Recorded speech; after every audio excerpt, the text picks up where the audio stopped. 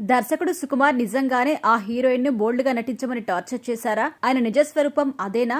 ఇంతకీ సుకుమార్ టార్చర్ చేసిన ఆ హీరోయిన్ ఎవరయ్యా అనేది ఇప్పుడు చూద్దాం. బిజీగా గడుపుతున్న లైఫ్ లో చిన్న బ్రేక్ తీసుకొని ఫ్యామిలీ మరియు ఫ్రెండ్స్ తో ఎంజాయ్ చేయాలి అనుకుంటున్నారా? అయితే వెంటనే ఆర్మీ వెకేషన్స్ ప్రైవేట్ లిమిటెడ్ ని సంప్రదించండి. వీరి దగ్గర సరికొత్త ఆఫర్స్ మరియు స్పెషల్ ప్యాకేజెస్ ఉన్నాయి. మరిన్ని డీటెయిల్స్ కోసం సంప్రదించండి 7997979960 అలాగే 61. సుకుమార్ దర్శకత్వంలో వచ్చిన పుష్ప 2 సినిమా ఎంత పెద్ద వివాదంలో ఇరుక్కుందో చెప్పనక్కర్లేదు. అయితే పుష్ప 2 సినిమా వివాదంలో ఇరుక్కోలేదు. కానీ పుష్ప 2 సినిమా విడుదలైన సమయంలో బెనిఫిట్ షోని సంధ్యా థియేటర్ కి చూడడానికి వచ్చిన అల్లు అర్జున్ కోసం ఫ్యాన్స్ ఎగబడడంతో ఆ తొక్కిసలాటలో రేవతి అయిన మహిళ మృతి చెందడం ప్రస్తుతం వివాదాస్పదమైంది.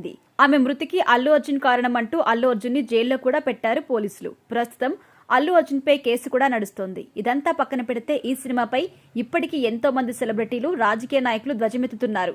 విమర్శల వర్షం కురిపిస్తున్నారు. ఎర్రచందనం అమ్ముకునేవాడి గురించి, స్మగ్లింగ్ చేసుకునేవాడి గురించి పెట్టి సినిమా తీస్తారా అంటూ, అలాంటి వాడు హీరోనా, అలాంటి హీరోకి నేషనల్ అవార్డులు కూడా ఇస్తారా అంటూ ఫైర్ అవుతున్నారు. అయితే తాజాగా ఈ విషయం గురించి సిపిఐ నారాయణ మాట్లాడుతూ, సమాజానికి మెసేజ్ ఇచ్చే సినిమాలు తీయాలి, కానీ ఇలా స్మగ్లింగ్ చేయడం, ఎర్రచందనం దొంగతనం చేసేవాడి గురించి సినిమాలు తీయడం ఆపేయాలి. ప్రభుత్వాలు సినిమా టికెట్ ధరలు పెంచితే బ్లాక్ మార్కెట్ ని వాళ్లే పెంచి పోషిస్తున్నట్టు. ఇక పుష్ప 2 సినిమాలో రష్మిక మందన్న ఫీలింగ్స్ అనే సాంగ్ ఆమె ఇష్టం లేకుండానే చేసింది. కేవలం దర్శకుడు, నిర్మాతల టార్చర్ వల్లే రష్మిక ఆ పాట చేయడానికి ఒప్పుకున్నట్టుగా పరోక్షంగా ఆమెనే చెప్పింది. ఇక ఇలాంటి మహిళలు చాలా మంది ఆత్మాభిమానం చంపుకొని అలాంటి పాటలో నటిస్తున్నారు. రష్మిక కూడా తన ఆత్మాభిమానం చంపుకొని ఆ సాంగ్ చేసింది అంటూ సిపిఐ నారాయణ సంచలనమైన కామెంట్స్ చేశారు. ఇక ఆయన మాటలు విన్న చాలా మంది నెటిజన్లు సుకుమార్ రష్మికని పీలింగ్ సాంగ్ లో బోల్డ్ గా నటించమని టార్చర్ చేశాడా ఏంటి అని కామెంట్స్ పెడుతున్నారు.